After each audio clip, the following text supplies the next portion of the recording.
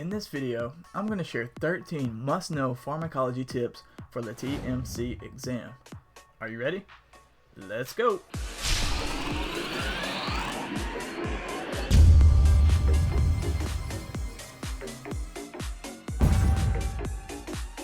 What's up guys, it's your boy Johnny Lung with RespiratoryTherapyZone.com, coming back to you guys with another video, about to drop some knowledge bombs all about pharmacology and some of the most important stuff that you need to know for the TMC exam. So let's go ahead and dive right in with tip number 1. Plain and simple, you must know your medications. There will be very many questions involving them in some way, shape, or form on the exam. Now, it may not be a direct question like, what is albuterol? Instead, the medications will be incorporated within different questions, so you will need to be able to apply what you know about the drugs and their effects in order to answer the questions correctly. Tip number 2. In general, a good thing to remember about the different types of medications is this. A fast onset medication, for example, albuterol, is used to treat a patient with acute bronchospasm. A long duration medication, for example, salmeterol, is used to treat a patient with chronic stable bronchospasm. And a vasoconstricting medication, for example, racemic epinephrine, is used to treat airway edema or bleeding. Tip number 3. Never give long-acting Beta2 agonists for an acute asthma attack. As we just discussed, this would be a scenario in which you would want to give a fast onset medication like albuterol. Tip number 4. There is always a question about stopping a bronchodilator treatment when a patient has an adverse reaction.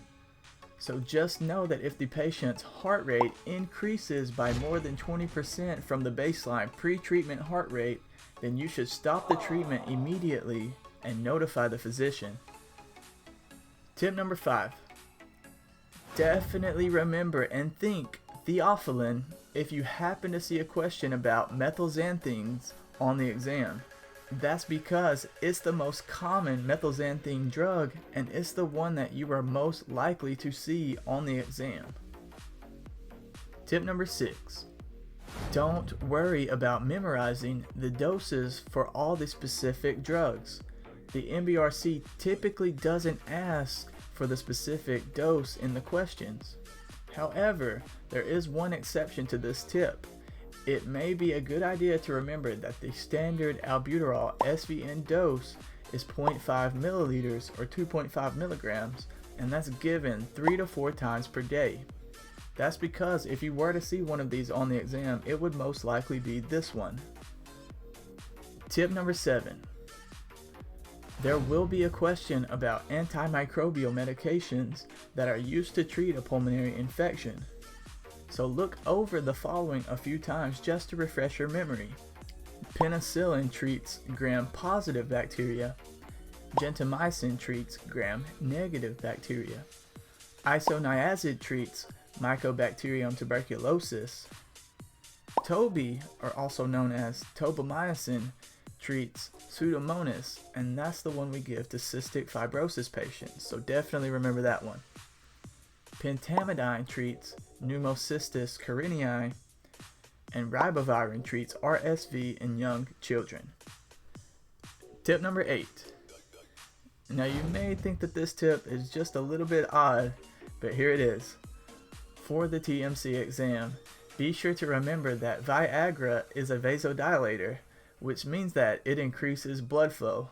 Now this isn't a joke because sometimes the MBRC will incorporate this into a question on the exam.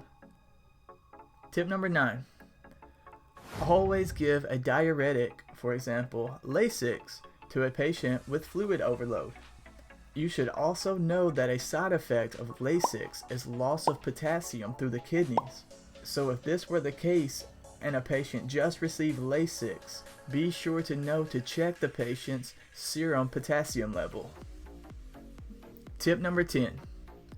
Remember that neuromuscular blocking agents do not block pain for the patient. So remember that the patient should also receive sedation and pain control medications along with the neuromuscular blocking agents. Tip number 11. There will definitely be a question about pain control, so just remember to give the patient morphine sulfate or a similar narcotic analgesic agent to help control pain. Also, remember that too much of a narcotic can cause apnea, and you can reverse a narcotic overdose with the drug Narcan. You will absolutely see a question about Narcan on the exam, I promise. Tip number 12. We touched on this earlier, but I want you to know that there is always a question about Ribavirin used to treat RSV.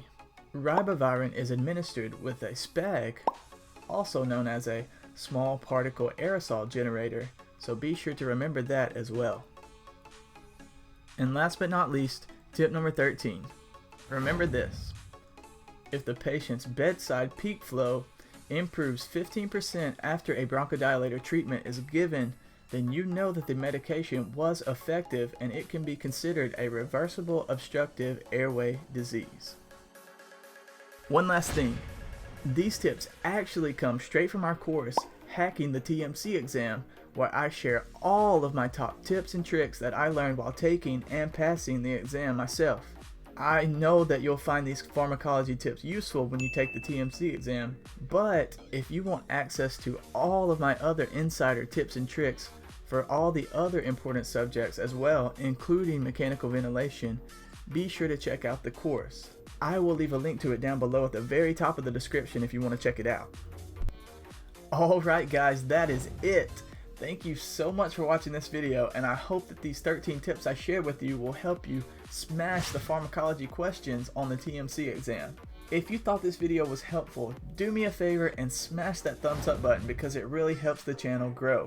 And if you have any other suggestions for video topics, you can leave them down in the comments section below. And also, don't forget to subscribe because you don't want to miss out on the videos we got coming out for you guys soon.